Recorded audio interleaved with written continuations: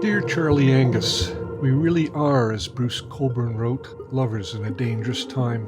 When people speak plainly and refuse to normalize intimidation, division, or historical amnesia, they kick at the darkness, and that matters.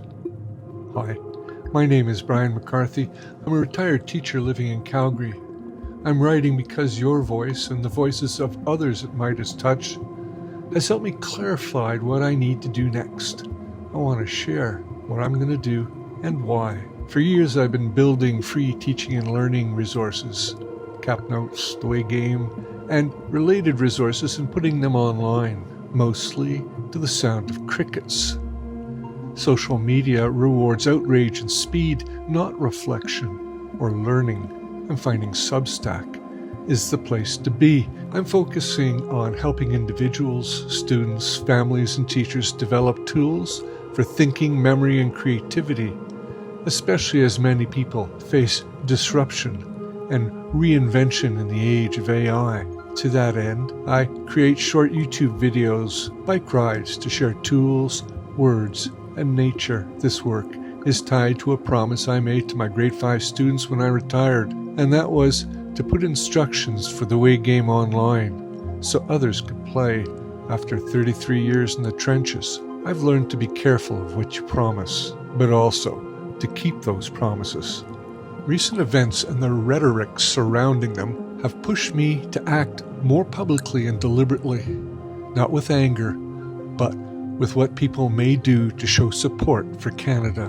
What I'm doing. First, a relative of mine, Gordon Pym, wrote a book called Leo's War from Vimy to Gaspé, a collection of letters from my great-uncle, Leo LeBoutillier, who was awarded the Distinguished Conduct Medal for his heroism at the Battle of the Somme. Leo was killed at Vimy Ridge on April 18, 1917, at the age of 23. His letters are also a part of a documentary film called Front Lines. There were many artifacts and documents at Annie Gertie's house and her brother Bert's next door, always a little bit creepy, with a ghost story of Leo to boot. I plan to share pictures and read excerpts from those letters to remind Canadians what decency and bravery look like, and why peace and stability matter.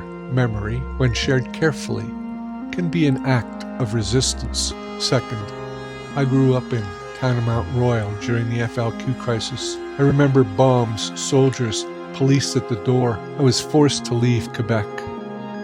Those memories never leave you.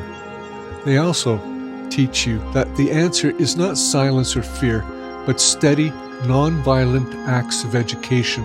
I will be sharing my love of Canadian music with others. Canadian artists like Bruce Cockburn, Gordon Lightfoot, Stan Rogers, Bonnie St. Croix, Blue Rodeo, The Tragically Hip, and many more. I'm encouraging people to share that music openly and joyfully in your cars, especially Canadians living abroad, not to confront, but to affirm who we are.